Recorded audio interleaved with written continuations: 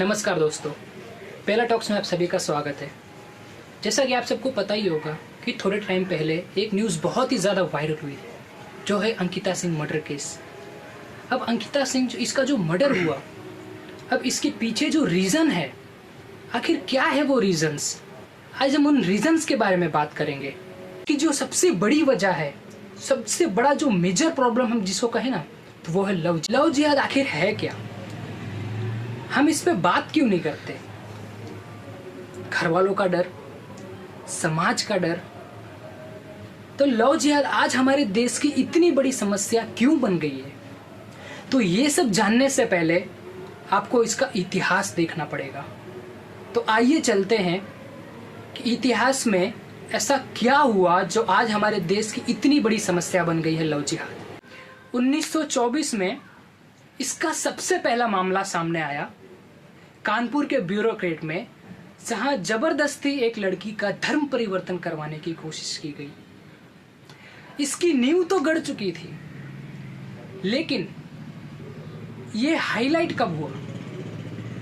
2009 में केरल और कर्नाटक में जहां 4500 लड़कियों को टारगेट किया गया था, उनका धर्म परिवर्तन करवाने की कोशिश की। एक रिपोर्ट के मुताबिक केरला में 2006 से लेकर 2014 तक 2667 लड़कियों का धर्म परिवर्तन करवाया गया।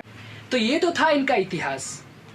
इसकी शुरुआत तो हो चुकी थी, लेकिन हिंदुस्तान में आज की तारीख में इसके कितने मामले सामने आते हैं और कितने लोग इसके खिलाफ खड़े हो पाते हैं?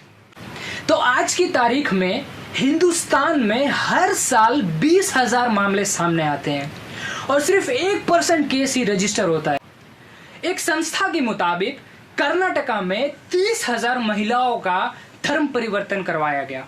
तो ये जो क्राइम्स हो रहे हैं, जबरदस्ती लोगों का धर्म परिवर्तन करवाया जा रहा है, उनकी हत्याएं की जा रही है, जाहिर सी बात है कोई तो वजह होगी। अगर आज भी अपराधियों के हौसले इतने बुलंद है, ये क्राइम्स रुकने का नाम नहीं ले रहे, इसके पीछे कोई तो वजह होगी। जाहिर सी बात है अगर लोगों को इस काम के लिए पैसे दिए जाते हो तो वो क्राइम क्यों नहीं करेगा। तो इसी तरह इनका एक रेड कार्ड सामने आया है, जहां पे महिलाओं का जबरदस्ती धर्म परिवर्तन करवाने के लिए उन्हें फंड किया जाता है। तो आइए जानते हैं इनका रेड कार्ड, जिसमें इनकी जो मिनिमम अमाउंट है 1.5 लाख रुपए और मैक्सिमम अमाउंट है 7 लाख रुपए। आज की तारीख में इसका एग्जैक्ट अमाउंट किसी को नहीं पता, ये सिर्फ उन्हें पता है जो ये ऑर्गेनाइजेशन चला रहे हैं।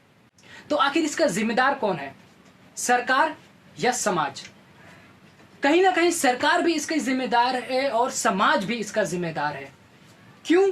क्योंकि क्राइम्स हमारे आंखों के सामने ही होता है, हमारी निगरानी के अंदर ही होता है, लेकिन हम कुछ नहीं कर सकते। क्यों नहीं कर सकते? क्योंकि अरे वो तो अपराधी है, उसके हाथ में हथियार है, कहीं ना कहीं वो हमें मार देगा, इसके चलते हम कुछ नहीं करते, लोगों को यूं ही मरता छोड़ देते हैं। लेकिन कहीं ना कहीं सरकार भी इसकी जिम्मेदार है। सरकार क्यों? क्योंकि अगर वो कानून तो बना देती है, लेकिन उसका पालन करने वाला कोई नहीं। आज अपराधियों के हौसले इतने बुलंद है, वो क्यों है? क्योंकि कहीं ना कहीं हमारे सिस्टम में फेलियर है, इसी के कलर। और कहीं ना कहीं हमारा समाज जो इस पे एक्शन नहीं लेता। क्यों? क्योंकि उसके आंखों के सामने होता है, लेकिन वो डरता है। हमारे समाज की सबसे खराब आदत है कि हम अपने आप को बचाने के लिए हमेशा गुनाह दूसरों पर डाल देते हैं। मान लीजिए कि अगर आपके सामने कोई अपराध हो रहा हो और सामने वाले अपराधियों के पास हथियार हो, लेकिन हम कुछ नहीं करते। क्यों नहीं करते? क्योंकि हम डर जाते हैं। हम अपने आप को बचाने के लिए उस दूसरों को मरता देखता छोड़ देते हैं। तो ये जो अंकिता सिंह का मामला सामने आया, ये वारदात हुई, इसमें लोगों ने आवाज तो उठाई, लेकिन कब? बाद में। अरे बाद में क्या फायदा जब वो इंसान रहे ही ना। हम मान लिया कि लोग आवाज उठाते हैं कि उसको इंसाफ मिल सके, लेकिन आखिर ये सिलसिला कब तक चलता रहेगा? कब तक यूं ही लोग प्रोटेस्ट करते रहेंगे इंसान के जाने के बाद? हम आवाज पहले क्यों नहीं उठाते? क्राइम्स जो हमारे आंख के सामने होता है, हमारे बीच में होता है, लेकिन हम आवाज कब उठाते हैं? हमेशा बाद में। ये जो बाद का जो सिलसिला है ना भाई, ये इसे बंद करो, क्योंकि अब वक्त आ गया है कि अब हमें पहले कदम उठाना होगा। क्योंकि जब तक अगर हम पहले कदम नहीं उठाएंगे तब तक क्राइम्स इसी तरह चलता रहेगा, इस पे कोई लगाम नहीं लगेगी।